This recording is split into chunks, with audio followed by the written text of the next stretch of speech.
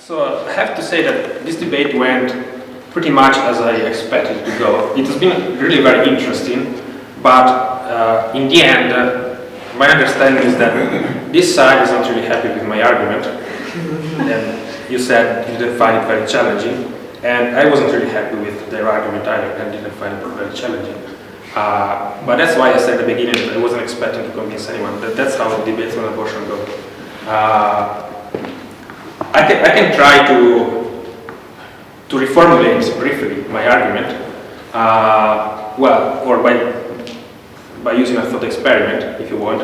You wouldn't find it convincing anyway, because you can always ask me the question, yes, but why do you think that that's the source of value? In the same way as I can ask Peter, why do you think that nature is the source of value? You can always ask a deeper question, and that's why debates often, the two sides often go in opposite direction, and you don't find an agreement. Because I can always ask you a further reason, and it's never ending.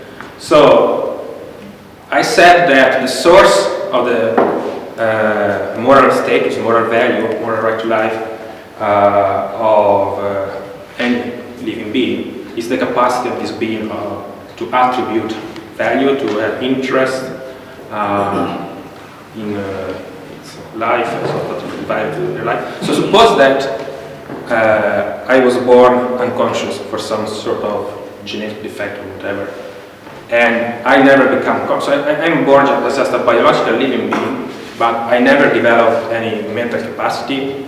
So my life has to me no meaning whatsoever, because I don't even know that I am alive. So would my life has any value like that? Would I have any moral status? I would say no. It doesn't matter whether you kill me, because I don't understand what is going on. I'm not aware. So I don't know. So the moment at which my life starts getting some value, acquiring some value, is when I start building the capacity to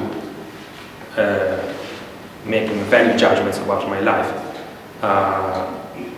That's a thought experiment. It's not an argument. It's an argument, but you might see it as a very weak argument, because you can further question, yeah, but why does it matter? Why can't I say that you have value even when you are unconscious?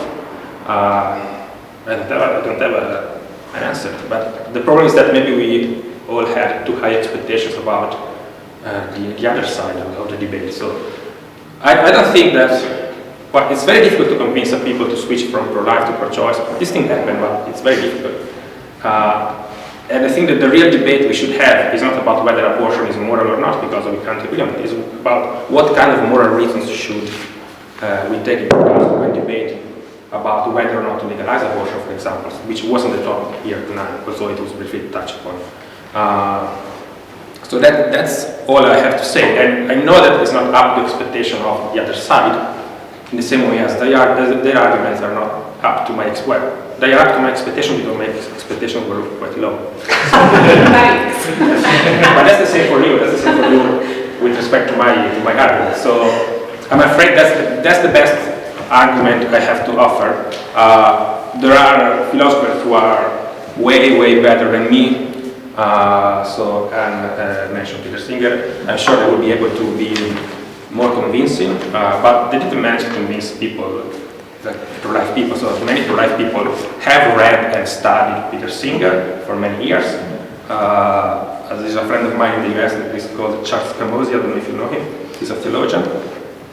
He's a Catholic theologian, anti-abortionist. He wrote a book on Peter Singer, but still, Peter Singer didn't convince him, because he has his own views, and in the same way as I and mine.